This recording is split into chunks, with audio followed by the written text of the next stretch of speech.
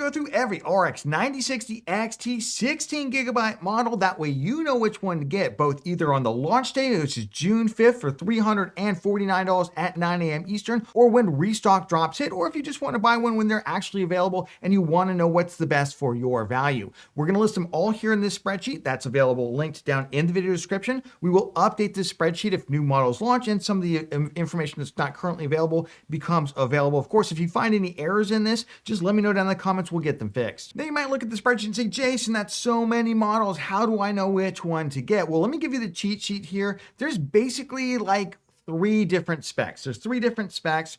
Let's go over them. Let's start off with the stock spec. Not many cards are using the stock spec. I think the stock spec is mostly reserved for the 8 gigabyte models. That's a boost clock of 3130 megahertz, a game clock of 2530 megahertz, and a total board power of about 160 watts. Now, there is an overclock spec. Some of these cards just have a more mild overclock, like 3%, but the most common overclock is about 5% out there. And that is a boost clock of 3290 megahertz, about 5.1% increase, game clock of 2700 megahertz, that's a 6.7% increase, and a total board power of 170 watts. Now the max OC spec is 3320 megahertz. That's a 6.1% increase, 2780 megahertz on the game clock. That's almost 10% on the game clock, with a total board power of 182 watts. That's the max TGP spec out there. The fastest one out there right now is the ASUS TUF Gaming OC model with a boost clock of 3340. That's a 6.7% increase, 2800 megahertz on the game clock. Pretty impressive, 10.7% overclock. Of course, you can manually overclock any of these cards out there using the built-in Radeon Adrenaline software, but a lot of people just want to plug and play and get the fastest one. If that's you, check out these OC specs. Let's start off with Sapphire. This time we're going to go with the Sapphire Nitro Plus. This tends to be one of the highest end cards of any of the models out there, so just know that this is probably not going to be an MSRP card. But let's start off with the Nitro Plus here. In terms of the clocks, you can see it's got the GPU boost clock up to 3320 megahertz, so 2 thumbs up there. And then it's got 2780 megahertz on the game clock. That is a 6.1% overclock, so 2 thumbs up. One of the faster cards out there, not the fastest. We will get to the ASUS TUF one, 16 gigs of VRAM on it. This card is just super awesome in terms of its build quality. I want to call attention to the somewhat recessed and hidden connector, the 8-pin connector, and all these cards, by the way, single 8-pin. You might be, how do they do that? With 182 watts, a single 8-pin is only 150 watts. Remember, the PCIe connector itself supplies 75 watts. So they got more than enough power out of that one cable. And all of them only have that single cable. It's right here. It's recessed back. I absolutely love that in order to be able to hide the cable. If you want to take another look at it, you can actually plug it in here and then hide it into the back of the card. 2 thumbs up there. I really like that. The other thing is this is going to come with an ARGB cable, so you can connect this to your motherboard and you can offload the ARGB control to whatever software that you want to use that you typically use for your motherboard.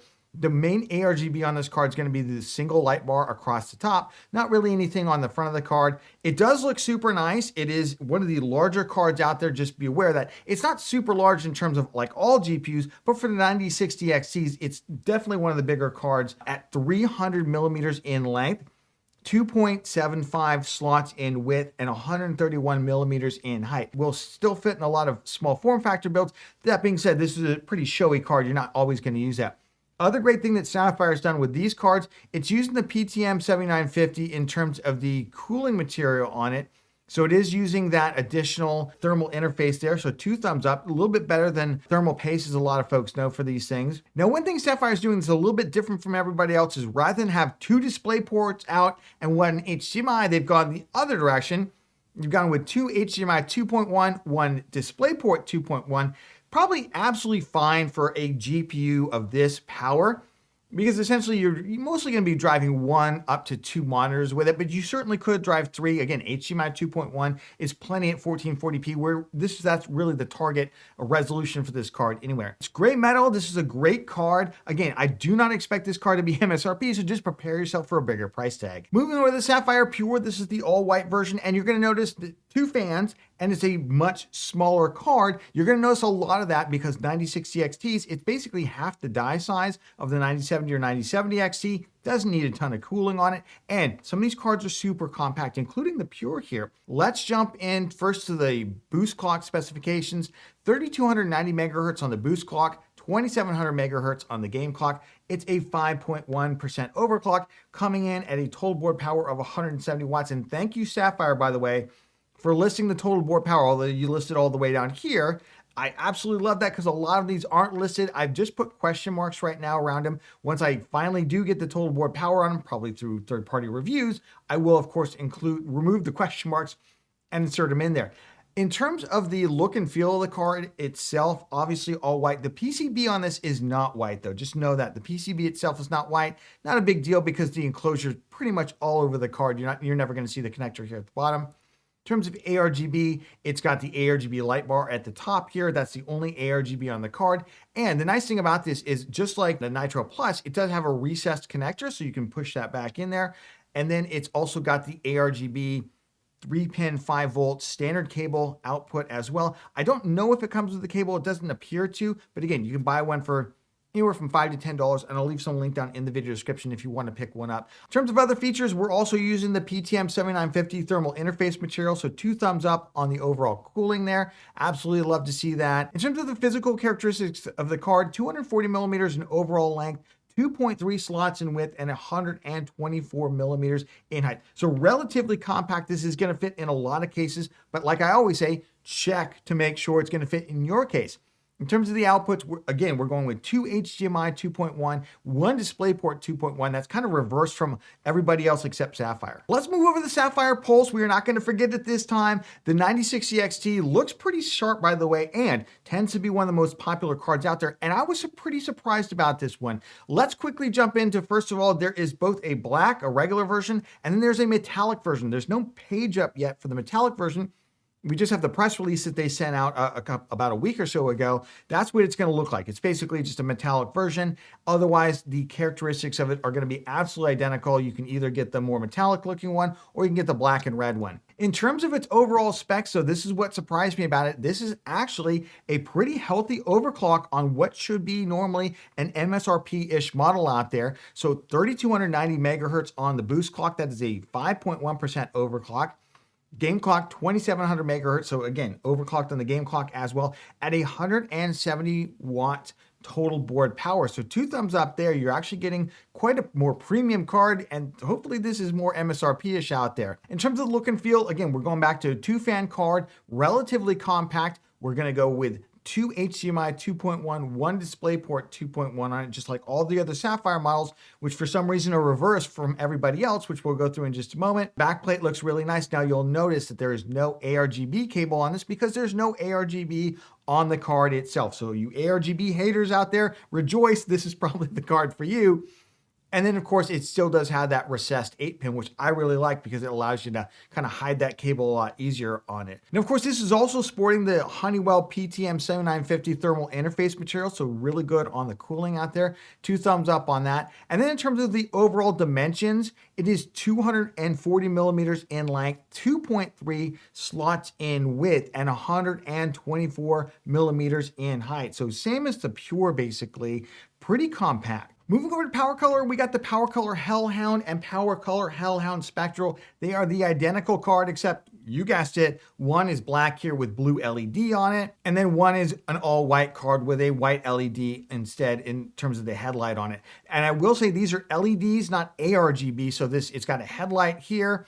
Then the eye on the back of the wolf here on the back of the card also lights up as well. You can see it a little bit better on the all-black one here. There you go. It does have a switch. You can turn the LED off, but you can't control the color on it, but not a big deal with that. It's a 3-fan model, and it's pretty tight in terms of its overall thickness, but it is a longer card as well. But let's start off with the clocks because this is actually one of the more aggressively overclocked ones at 5.8%. So it's 3310 megahertz on the boost clock, and it is 2740 megahertz on the game clock. Now they're not listing a total board power. I'm assuming this is 182 watts, but it might be the 170 watt instead. We'll have to wait and see until somebody actually is able to test the card. In terms of rear outputs, we have 2 DisplayPort 2.1, 1 HDMI 2.1. That's going to be standard for all the other cards other than the Sapphire ones that we just went through. At 1440p, it really doesn't matter. HDMI 2.1, plenty fast enough, and is going to work just fine with AMD FreeSync out there, which is what most gaming monitors use these days. In terms of the thermals, they're also using the Honeywell PTM 7950 thermal interface material, so 2 thumbs up there on the cooling. Absolutely love that. Then in terms of look of the feel of the card, it's basically a longer black card. There's not a lot of ARGB on them. There are some stickers. There's the wolf stickers on the fans itself. Remember, the fans are either going to be spinning or they're going to be in a position you can't typically see them. So what you're really seeing here is the top, and I do like the top. It's got a little bit more of a recessed 8-pin connector on it. In terms of its overall dimensions, it's longer. It's 310 millimeters, but it's more compact in terms of its height. It's only 100 millimeters in height, and it's only 2 slots in overall width. Again, pretty heavily overclocked model, probably not going to be MSRP, but maybe one of the better sellers. All right, moving over to the PowerColor Reaper, and this is a super MSRP, but this is going to be a great card if you either just want something super basic or you want a super tiny small form factor card, because this is easily the most compact card for the 9060 XTs out there. It's got 2 fans like a lot of the other ones. Again, very, very basic card. Let's go over the clocks though, because I was surprised. I expected this to be a stock model, but it looks like most of the models are not going to be stock for the 16 gigabyte. So 2 thumbs up there. The Reaper, in fact, has a 3230 megahertz overclock on the boost clock and 2620 on the game clock. It's a 3.2% overclock. I'm assuming that they're going to be able to do that at 160 watt TGP, but they don't list it. It's possible it's at 170 watt instead, but still, that's pretty tight in terms of its overall power. Same in terms of the outputs, 2 DisplayPort 2.1, 1 HDMI 2.1, but this is super compact. And I was also surprised that they are going to go ahead and use on a super MSRP card the PTM 7950 thermal interface material. So 2 thumbs up there. But let's go through the card in terms of its other dimensions, including the length. It's only 200 millimeters long. It's only 200 millimeters long. I thought these kind of GPUs had long gone by the wayside here. 100 millimeters in overall height and less than 2 slots, just slightly less than 2 slots. Remember, a slot is 20 millimeters, just less than 2 slots. Overall, this is going to be a fantastic card if you want to do a small form factor build for it. Looking at the card itself, again, very basic backplate. The only thing I think some people might be a little bit turned off on is the power connector is totally flush with the card, a little bit harder to hide the cable, but again, it's designed to be nice, tight, and compact. So if that's what you're looking for, maybe this is the card for you. Let's jump into ASUS TUF Gaming RX 9060 XT, and then we'll jump into the Prime as well. Now, this is the fastest, at least of the numbers I have right now. This is the fastest RX 9060 XT out there in terms of its clock speed. So let's quickly go through the clocks on this. It's 3340 megahertz on the boost clock and 2800 megahertz on the game clock, an overclock of 6.7%. And I'm assuming it's at a 182 watt TGP, but they don't list it just yet. If that's incorrect, I will change it down in the spreadsheet itself. The fastest RX 9060 XT right now. In terms of the look and feel of the card, it's got the typical ASUS TUF Gaming from like the 9070, 9070 XT. I absolutely love this. If you're wondering about ARGB on this card, it's got a little bit of ARGB, but not that much. It's just this top logo right here. And then you can see these extra 5 little lines here, and then a couple lines around the logo. Those are all ARGB. Now, ASUS does not offer a typical 3-pin 5-volt interface, so you can offload it to the motherboard. So you will have to use their software if you want to control it, but it's not that big a deal. Their software is not really that bad. In terms of its rear outputs, it's got 2 DisplayPort 2.1, 1 HDMI 2.1, so pretty standard across everything else. The card itself, pretty compact, and again, I think one of the main reasons that people buy this particular card is the aesthetics on it, and it does look really nice. I will say the difference between like the 9070, 9070 XT and the 9060 XT is you don't get all that extra kind of beveling and stuff on the back, but the backplate still looks really, really tasteful to it. And it still does have that recessed 8-pin connector, which I really love. It just makes cable management a little easier and also makes the cable a little easier to deal with in the overall build. In terms of the dimensions of the card, it's actually relatively compact. It's 304 millimeters in length, 2.5 slots in width and 126 millimeters in height. So it's not one of the biggest cards out there. It's kind of more medium sized and definitely smaller than most of the 9070 XTs and 9070s out there, but still looks pretty slick. All right, moving over to the ASUS Prime RX 9060 XT 16GB, and surprisingly, very similar to the Tough model in terms of the size, in terms of the clocks. In fact, this is one of the most heavily overclocked out there, at least with the numbers I've got right now. Again, if it's incorrect, I'll change it down in the spreadsheet. 3,330 megahertz on the boost clock, 2,760 megahertz on the game clock. That is a overclock of the boost clock of 6.4%, which is really, really nice. And I'm assuming that is at 182 watt TGP, which is the max spec out there. And this is typically a more MSRP-ish card, so that was surprising to me. In terms of the rest of the card, it looks super nice. Now, this is no RGB, matte black with the really cool, I like this cool logo. You'll find this also on their B850 motherboards as well in terms of the overall design. I love this design. ASUS, keep going with this, especially for those of you who don't like any ARGB. Here you go. This is the card for you. Again, it's got the recessed 8-pin connector on the back, 2 thumbs up.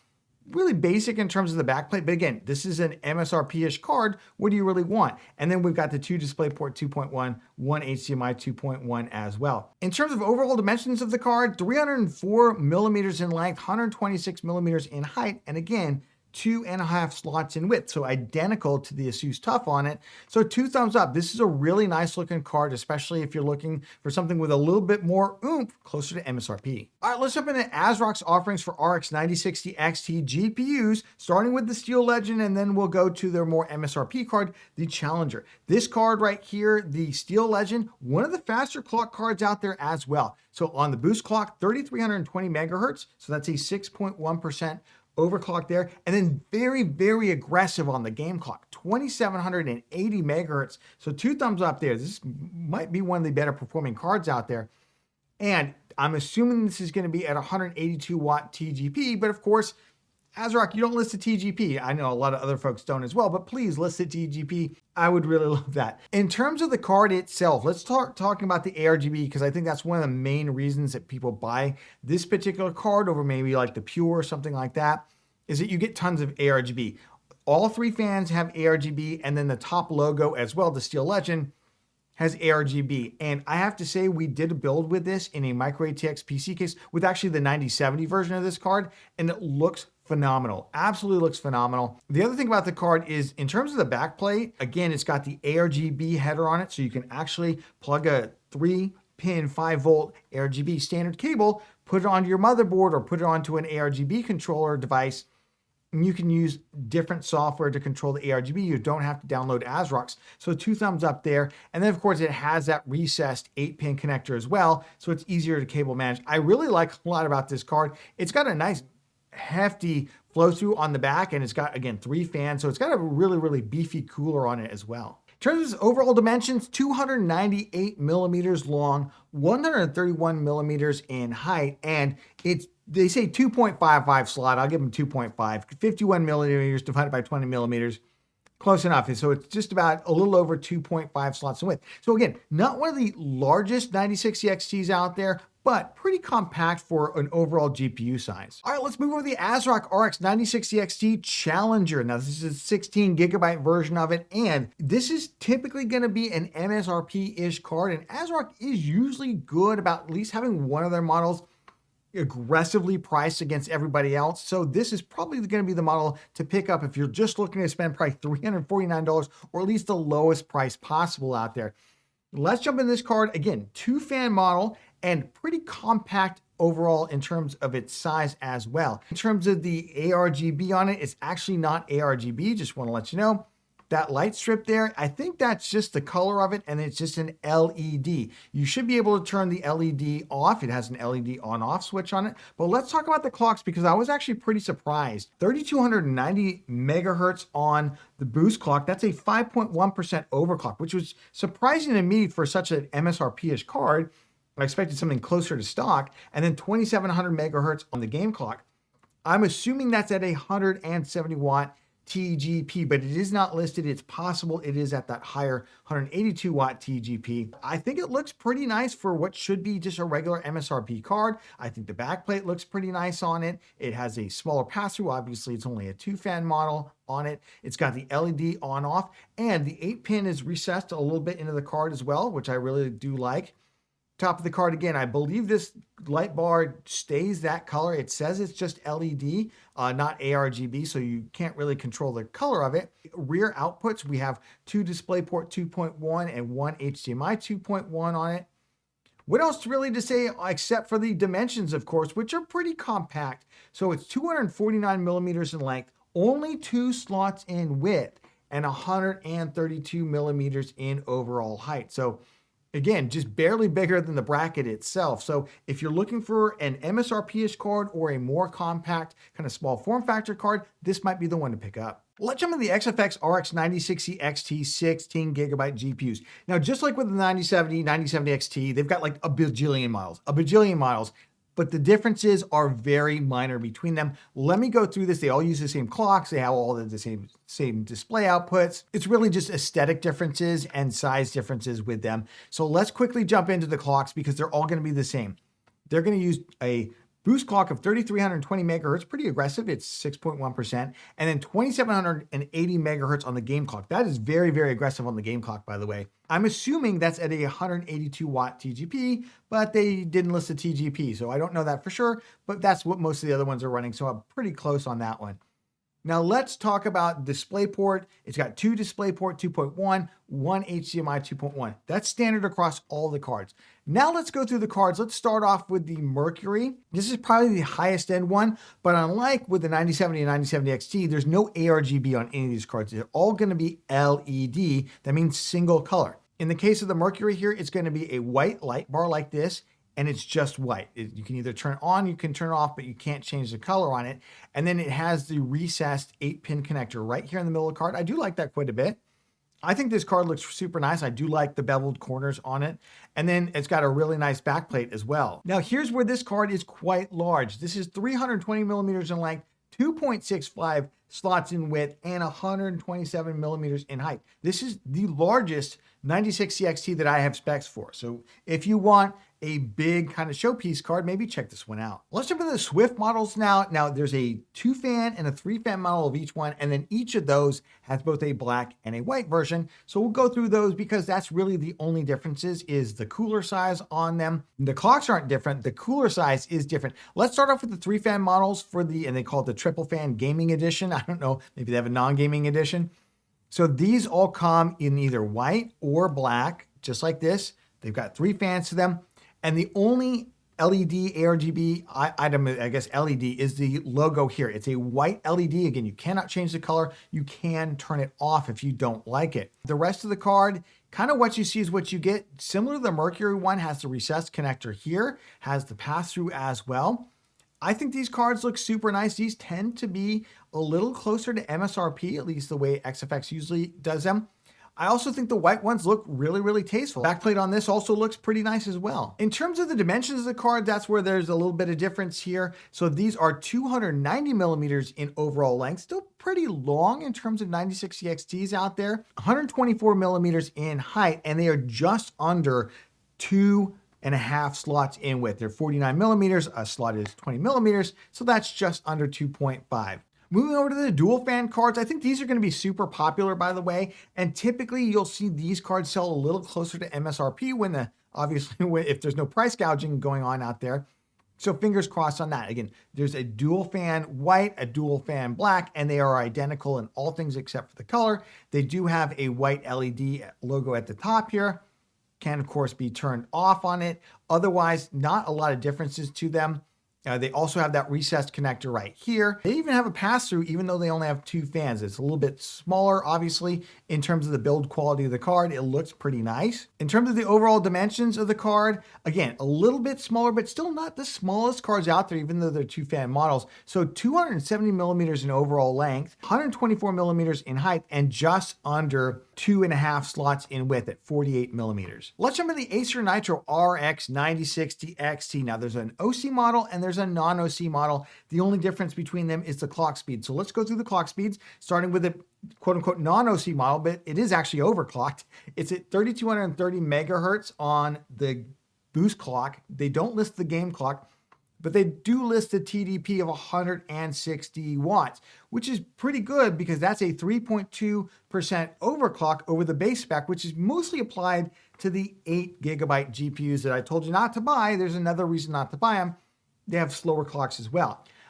In terms of the overclocked model, it uses a 182 watt total board power, where the graphics clock is basically 100 megahertz higher at 3320 megahertz. That is a 6.1% overclock on it, so 2 thumbs up there. In terms of the outputs on it, it has 2 DisplayPort 2.1, 1 HDMI 2.1 on it. The card itself, matte black. It's hard to really tell. It mostly look like renders on it. The 8-pin power connector, it looks like it's recessed back here. The back plate has the pass-through and the kind of honeycomb on it as well. It looks pretty stylish, but again, these definitely do look like renders to them. I don't see like an LED switch or anything on it, and I don't see anything that looks like ARGB or RGB on it. So for those of you who don't like RGB, here you go. They do have this kind of cool looking logo in the middle, but it doesn't even appear that that lights up. In terms of the overall dimensions of the card, pretty compact, but not the most compact out there. 269 millimeters in overall length, 110 millimeters in overall height, and it's 44 millimeters in terms of its overall width, which equates to 2.2 slots. So I think this would probably be very good for a small form factor build, given how thin it is. Let's jump to the Gigabyte offerings of RX 9060 XT 16 gigabytes out there. So they've got the gaming non-OC and then they've got the gaming OC. There's no higher end version like the Aorus Master or anything for this card. It's a mainstream kind of mid-range card. I will say at the time of filming, Gigabyte has not yet fully updated the specs on the website, so I don't have base and boost clocks. But I would assume for the non-OC version that they're going to still apply that 3.2% overclock that we're seeing on all the other 16 gigabyte models out there that are closer to MSRP. And then typically what they do with the OC models is they get pretty close to the kind of fastest cards out there. They'll probably go 182 watts on it at that 6.1% or higher overclock on it. As soon as I get those numbers, I will put them down in that spreadsheet below. Let's go through the rest of the card though. We have the 9070 XT version of this. I like it quite a bit. I like the beveled corners on it. We also have the 5070 Ti version that Gigabyte sent over, so big thank you to Gigabyte on that. I do like this light bar. If you don't want the Gigabyte to light up, the logo, you can actually slide it away and you just get this nice cool light bar to it, so 2 thumbs up there. I also like another thing that they're doing. They have an LED power indicator for good connections. Now, this is not as much a concern, obviously, with the 8-pin power connectors. We've been using these things since the dinosaurs roamed the earth. It's more for the 12-volt high power connectors, but I still like to see this technology. And I really wish everybody would adopt this, at least in their next generation of GPUs. In terms of the look and feel of the card, I think it looks pretty nice. The backplate looks pretty standard on it, and it's got the nice big pass-through as well. The rest of the card, in terms of its overall size and shape, it's 281 millimeters in length. So it's not the shortest card, but it's actually not the longest either for a 3-fan model. It's 118 millimeters in overall height, and then it is 40 millimeters in width. They've reversed the width and the height. Sorry about that. So it's basically 2 slots exactly in width. Wow, that's really, really tight. So 2 thumbs up there. Let's just take a quick look at the Yeston cards. It's not clear that these are going to be sold outside of China, just like with the 9070, 9070 XT. If they are, I will update the spreadsheet with all the details, but you can just take a look here. Now, they typically do the kind of anime style cards, a little bit different for the 9060 XT. There's a little bit more, I'm not sure what to call this, but a little less anime to it. And a little bit more budget looking. Look at this card. They typically do the kind of more stylish cards, but it looks like they're trying to break into the budget market. Again, if we see these cards here in the US, I will add them to the list. But it looks like we're going to get a 2-fan model that's way cut down, really super basic, in addition to their kind of higher end, their game ace card, and then the Yeston, I think this is probably the Sakura card as well. If you got value out of this video, please give it a like. It makes a huge difference to the channel, especially this guy right here who slept through the whole thing once again. Honestly, though, it is a lot of work to do all that. I do have all the retailer links down in the video description as well as on that spreadsheet, which is linked down there. So if you did get value of it, definitely give us a like. Really appreciate that. And we'll catch you on the next one.